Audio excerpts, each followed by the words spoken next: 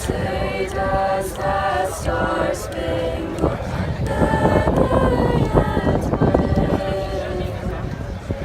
For the land of the free, in the home of the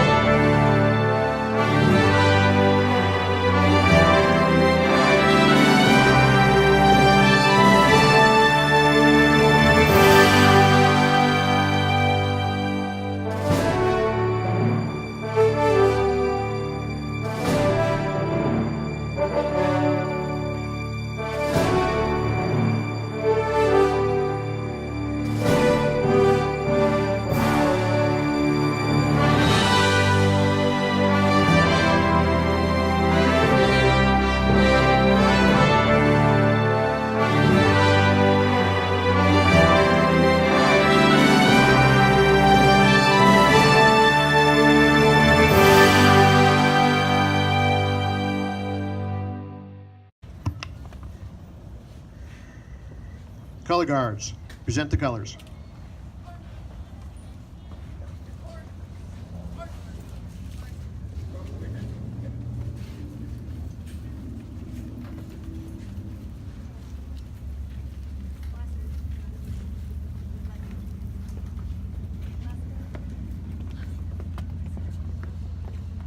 Color guard. Alt. Orange. Orange. Left. Ace. Freeze. Ends. Colors. Ready. Cut.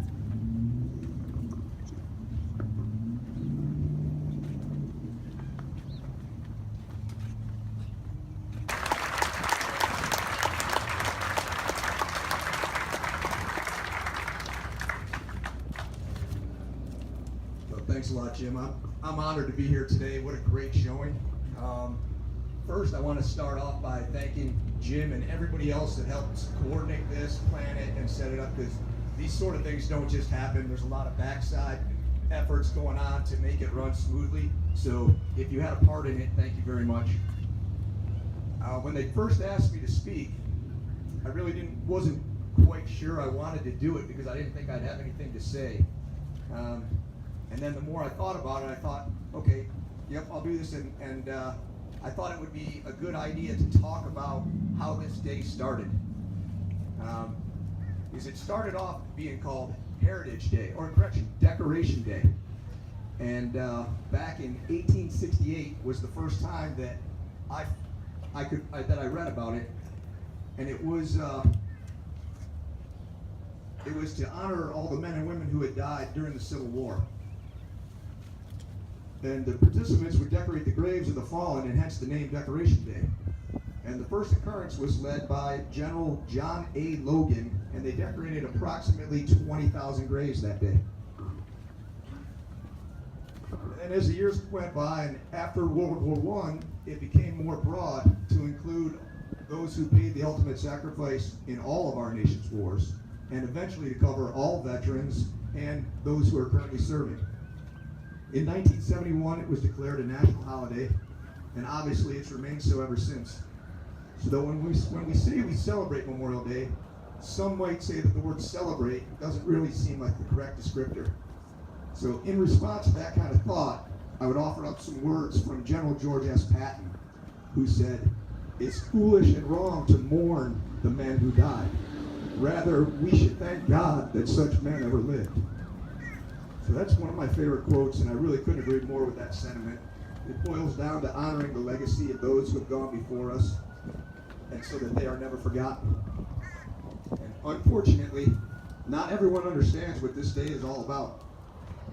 A recent Harris poll commissioned by the University of Phoenix found that only 55% of adult Americans know why we celebrate Memorial Day, and only 28% had attended a local ceremony in recent years. That's concerning to me. I feel it should be concerning to everybody. So we have the luxury of living in an area that has a large military population, active duty, separated, and retired. But that isn't the case in many parts of this country. The reality is that for many people, the only reason this weekend is special is because of a car race or a golf tournament or some other sporting event.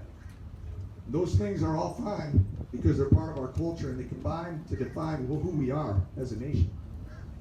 But they should never cloud the importance of why this day is what it is. When I try to define it for myself, it really boils down to one word, and it's patriotism.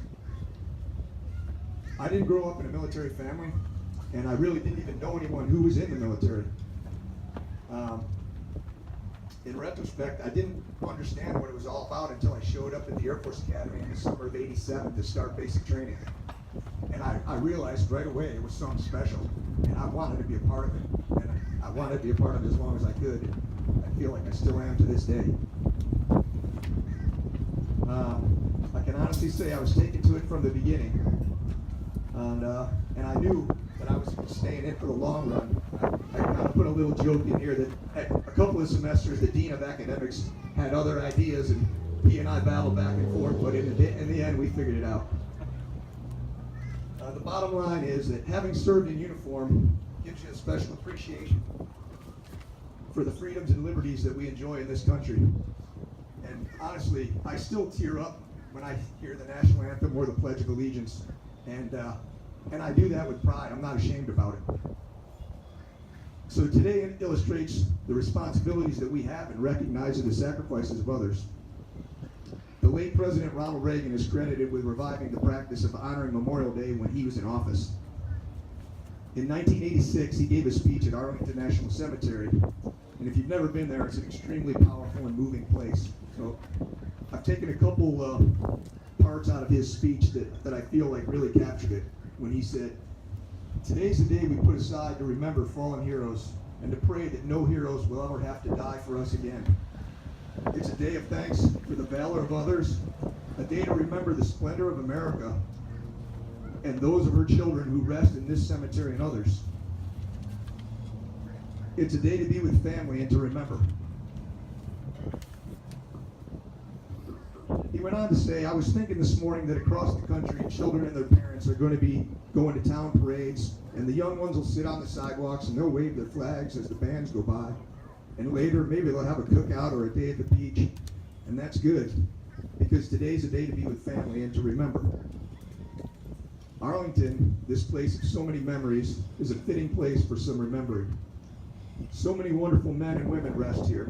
Men and women who led colorful, vivid, and passionate lives. They're the greats of the military. Bull Helsley and the Admirals Leahy, father and son. Blackjack Pershing and the GI's General, Homer Bradley. Great men, all military men, but there were others here known for other things. Here in Arlington rests a sharecropper's son who became a hero to a lonely people. Joe Louis came from nowhere, but he knew how to fight. And he galvanized our nation in the days after Pearl Harbor when he put the uniform on and he said, "I know we'll win because we're on God's side." Audie Murphy's here. Audie of the wild, wild courage. What else would you call it? When a man bounds to the top of a disabled tank, he stops an enemy advance, saves lives.